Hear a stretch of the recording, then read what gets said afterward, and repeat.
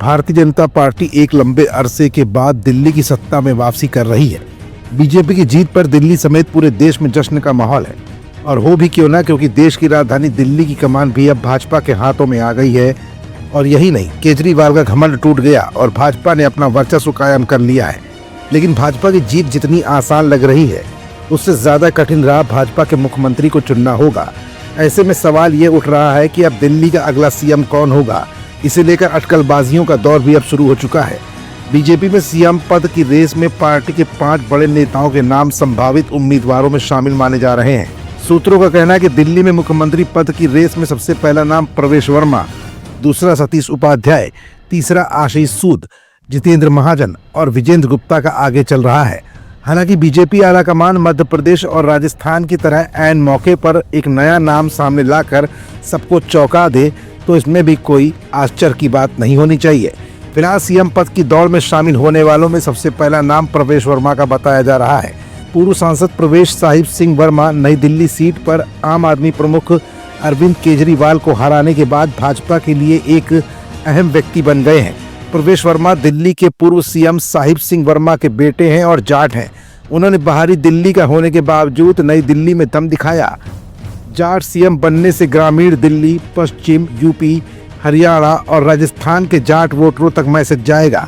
जीत के बाद वो केंद्रीय गृह मंत्री अमित शाह से भी मिले हैं। सीएम पद की रेस में विजेंद्र गुप्ता भी शामिल माने जा रहे हैं। दिल्ली विधानसभा में विपक्ष के नेता और भाजपा उम्मीदवार विजेंद्र गुप्ता ने रोहिणी विधानसभा क्षेत्र से चुनाव जीता है। भाजपा उम्मीदवार ने 37,816 वोटों के अंतर से जीत हासिल की है। उन्हें कुल 70,365 वोट मिले। वो दिल्ली बीजेपी के अध्यक्ष भी रहे हैं।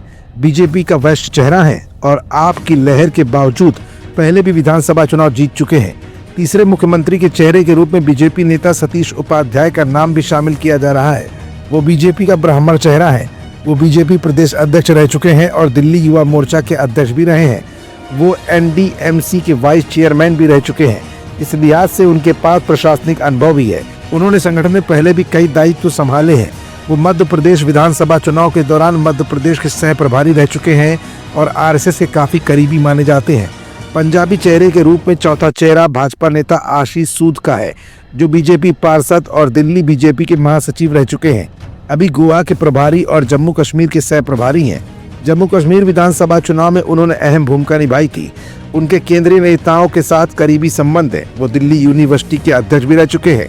भाजपा के पास 5वां और दमदार चेहरा रोहतास नगर विधानसभा सीट से बीजेपी उम्मीदवार जितेंद्र महाजन की नाम भी सीएम पद की लिस्ट में माना जा रहा है।